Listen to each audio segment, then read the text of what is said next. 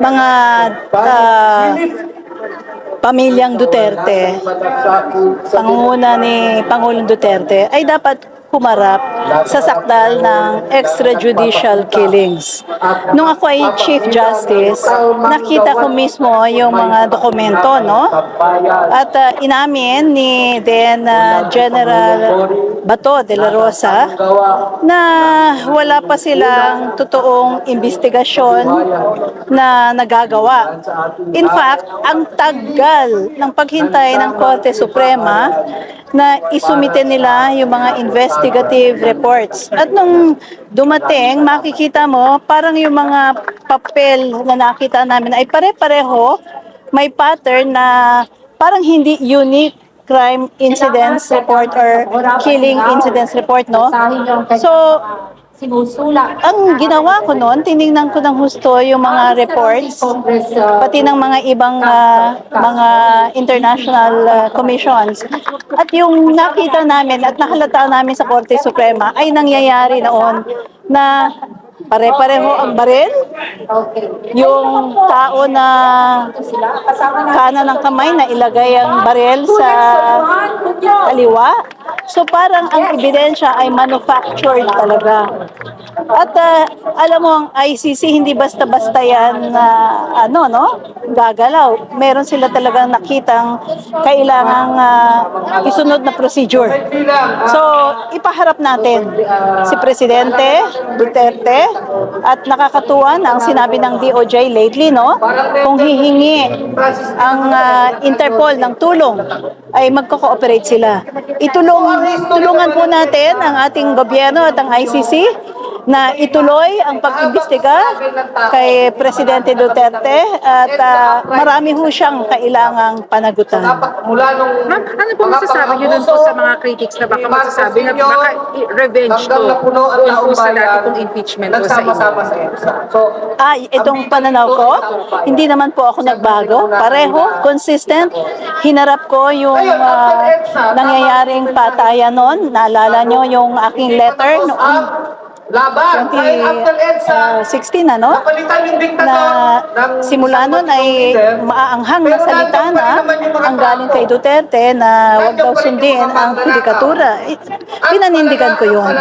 Na kailangan ang hudikatura ang tagapagtanggol ng taong bayan. At kung natuloy man ang ginagawa niya, hindi naman ako na-impeach, di ba? Kasi parang wala naman yatang support even for the impeachment kasi yung taong bayan tumutol talaga doon. Wala ho sa akin ang laging ididikit kung anong nangyari sa nakaraan sa paninindigan ko ngayon.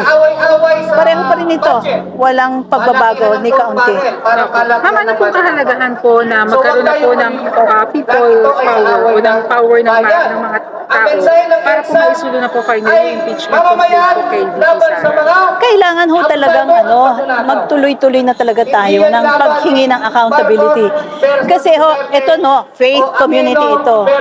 Ang faith community na kinabibilangan ko, naniniwalaan ng mga walang hampas na patayan, na walang katarungan, ay lamat o sumpa sa bayan.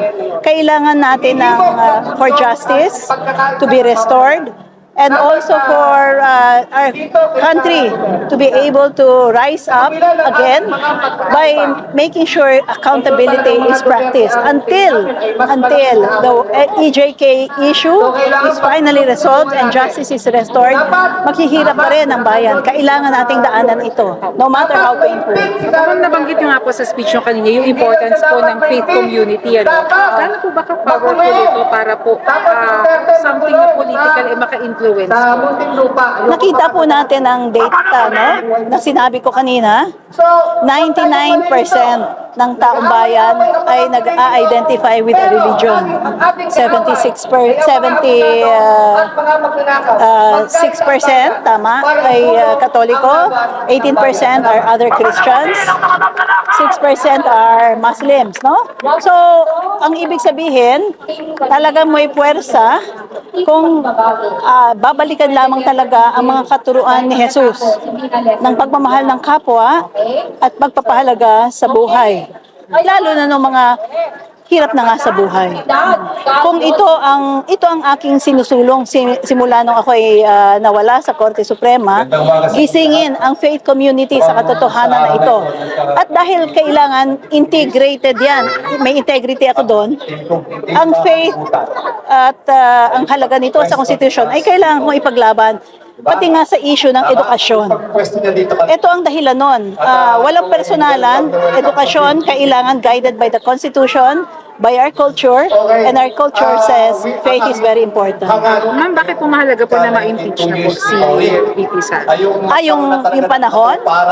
Kasi paano na lang yung gawain ng pandarambong ng malakihan, yung pagwaldas ng pera, kailan titigil yan kung hindi malakas ang response ng taong bayan?